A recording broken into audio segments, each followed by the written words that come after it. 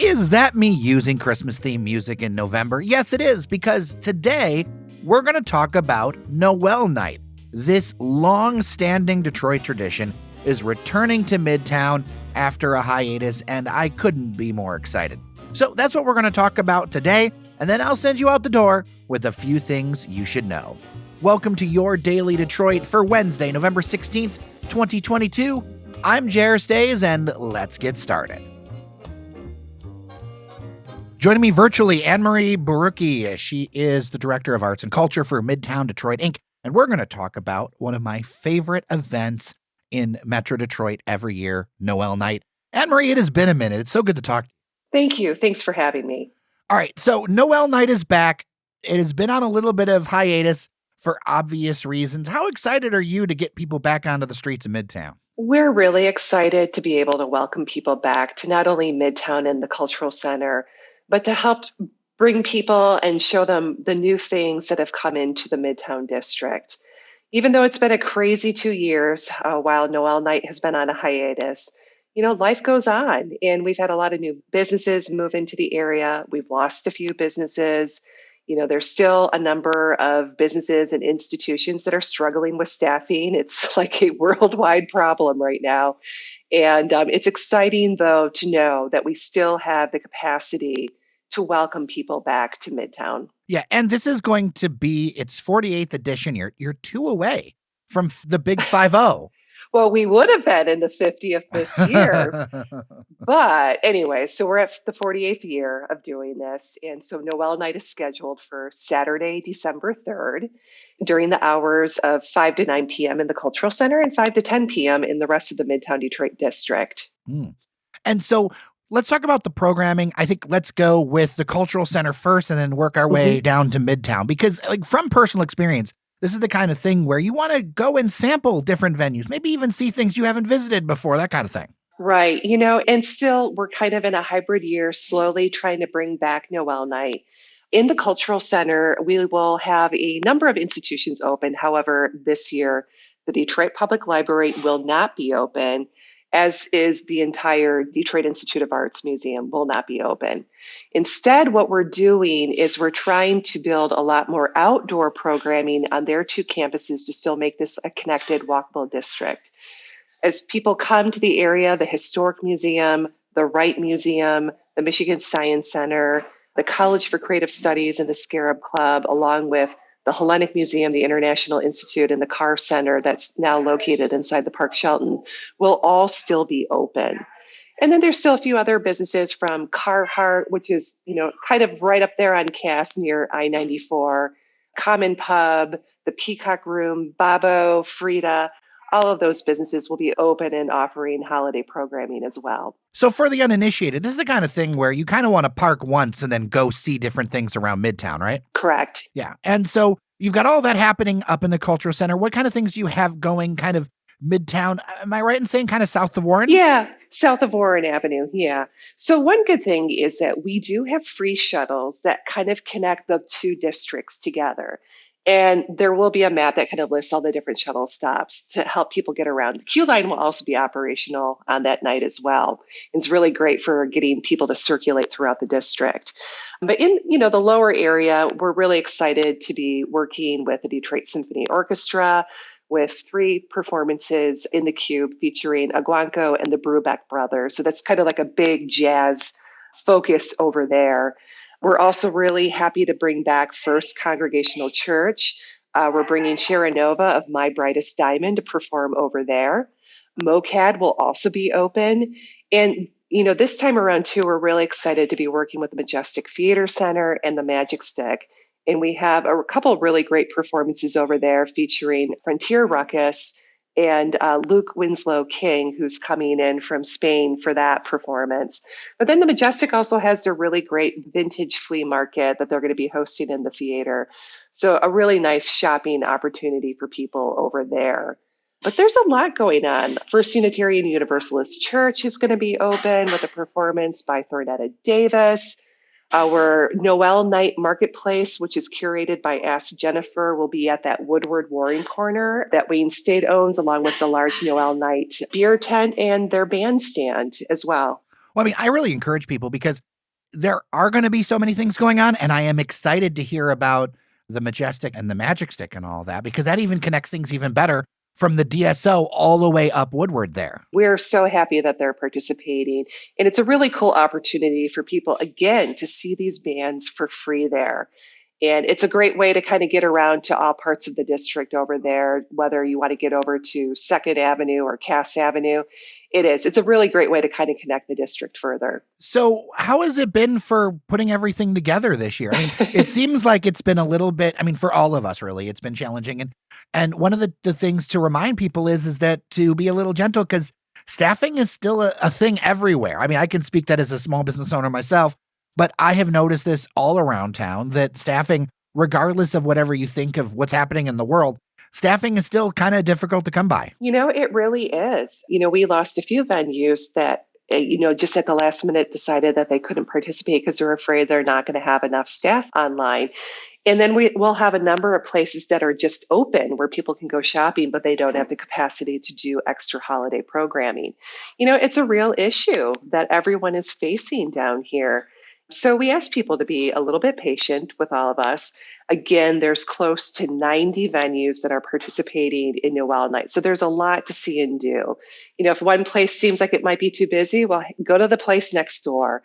There's so many different shopping experiences, live performances. A lot of areas will be hosting free make and take activities for kids of all ages. So there's going to be a lot for everyone to do. And so we would just encourage people. Our website is still noelnight.org, and we're going to be every week update the schedule that's on there, showing all the participating venues and all the different programming that they're going to be doing. Yeah, and I'll make sure to share that out as different updates come. And I don't want to discount the shopping thing because in previous years, even before, like I've been able to find some really great stuff at different venues. I know, it's exciting. We have a lot of really great boutiques and shopping experiences that you can't get in other areas across Metro Detroit. You're going to get a lot of people who come down here for Shinola and Third Man Records, all going to be open and offering some really great shopping experiences, but also some of the smaller places too, and some of the newer ones that have opened up. Like right over near Cass and Canfield, we have the new Mushroom Hub that's in there, and they're participating where you can buy all things fungi. Detroit Denim is moving into that building as well, and they're going to be open on Noel Night. Source Booksellers is always a great space to go to get books for your friends and family. And they're going to also have a couple of book characters over there, Pete the Cat and Peter Rabbit. So the two Petes are going to be over there. So just a lot of fun for all ages here. Avalon will be open again, Flow over there. So it's just a really kind of nice hub of shopping things over there. Bon Bon Bon, you can get your chocolates for your holiday gatherings over there. So, we have a little bit of everything. And Trek Bicycles is now in the neighborhood, and they're located on Woodward right down at Mac in Orchestra Place. They're going to be participating for their first time as well.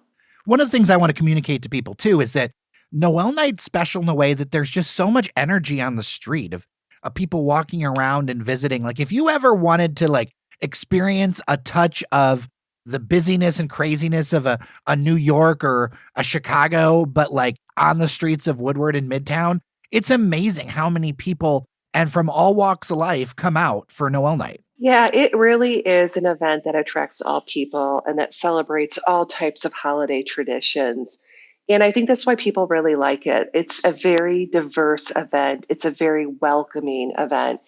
And it also at the same time, the music is fantastic and it's free.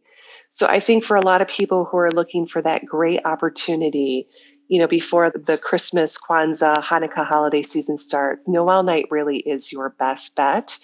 And it really is a great opportunity for the kids, for the grandparents, for friends to just come out and have a really great Noel Night experience. Just so the people do not forget, it will be on Saturday, December 3rd, starting at 5 p.m. in the Cultural Center and in Midtown. It'll run till 9 p.m. in the Cultural Center, 10 p.m. in Midtown. Anne Marie Berkey, Midtown Detroit Incorporated. Thank you so much. It's so good to catch up with you again. Thanks for having me, and thanks for showcasing Noel Night.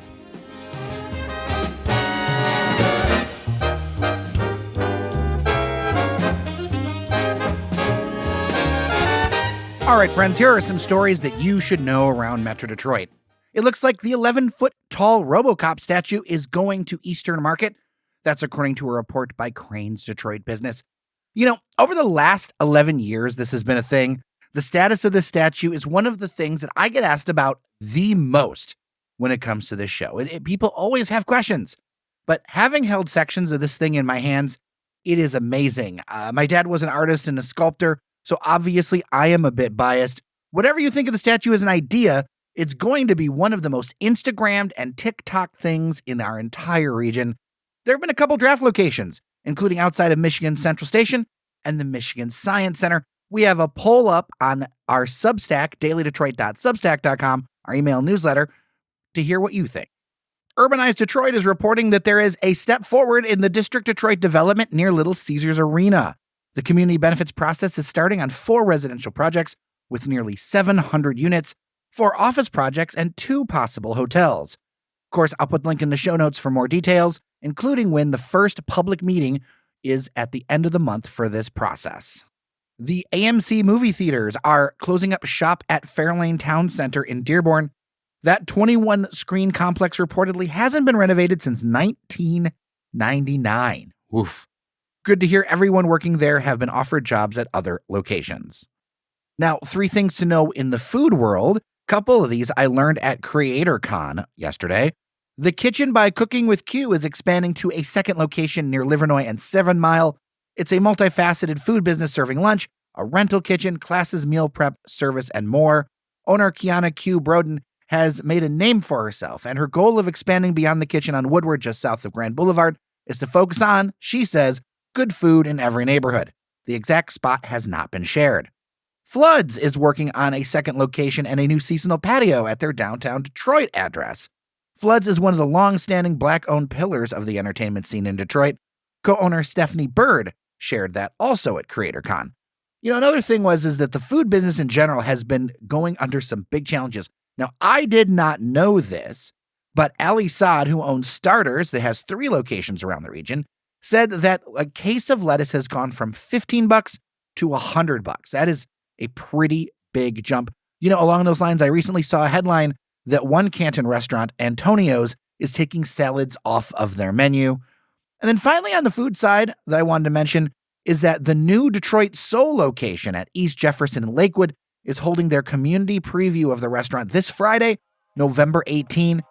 Detroit Soul has another location on 8 Mile, just east of DeQuinder. It's always good to see something happening in the Jefferson-Chalmers neighborhood.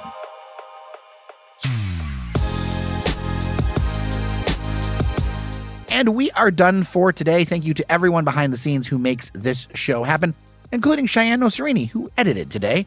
Much appreciated. Also much appreciated our members at patreon.com/dailydetroit. With that, I'm Jer Stays. Thank you so much for listening. Remember that you are somebody, and I'll see you around Detroit.